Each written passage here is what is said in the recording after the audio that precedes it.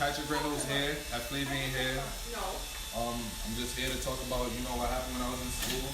19 years old, on the basketball team for my school, and it was like it was yesterday. I was at a basketball game, just came from my basketball game. I had some bud in my room, of course. We just smoked because, we want to chill out after the game.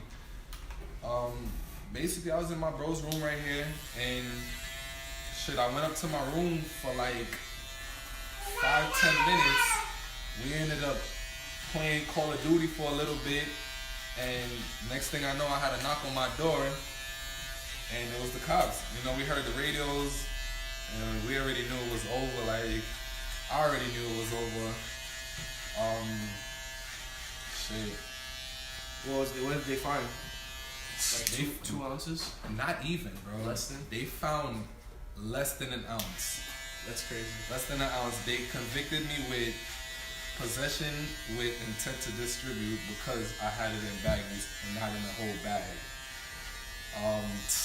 I was looking at a maximum of 3 years, a minimum of a year, probation, and then the whole, shebang or whatever.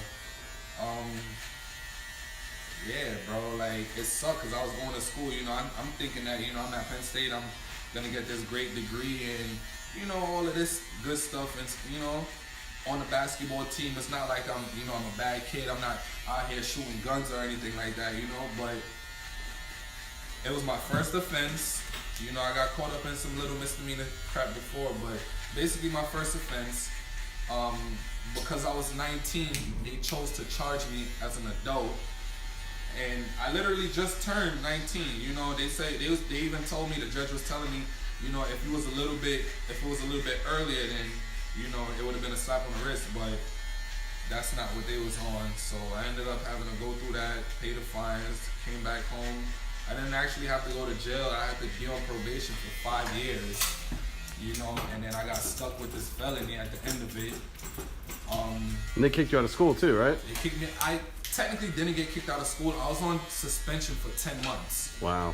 But who wants to go back to an environment like that, So, I came home. It was hard. I didn't tell my parents.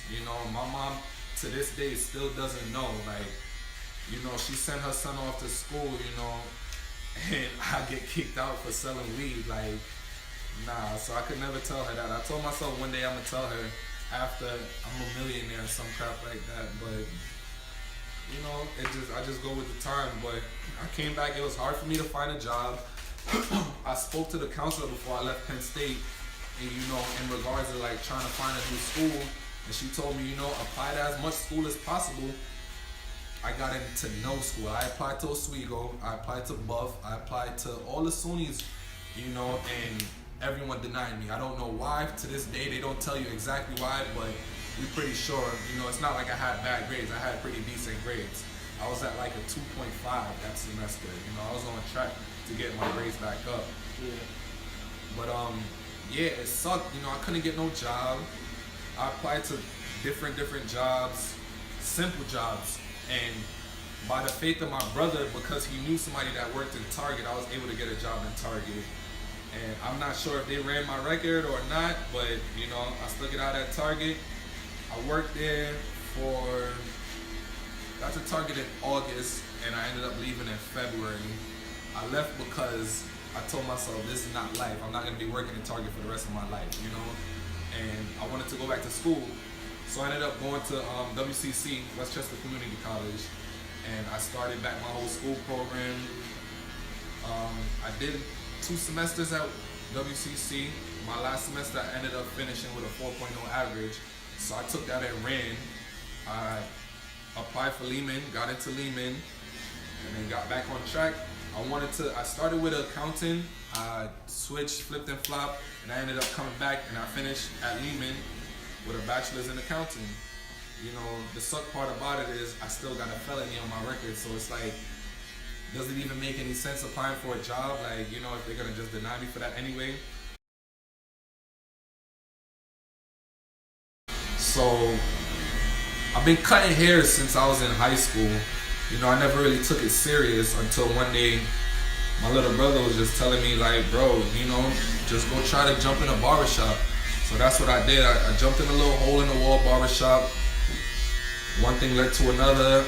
I did a year, moved up, went to another barbershop, ended up getting my license due to, you know, because he helped me out, the shop owner helped me out. Did a year over there. By the time then, you know, my clientele started picking up, my skills started getting a little better. And then I ended up going to another barbershop doing a year. And at that time, going to the last barbershop that I was working at, I told myself that, you know, if I don't make it cutting hair, I don't really know what else I'm gonna do. So I had to make the best of what I had, cutting hair.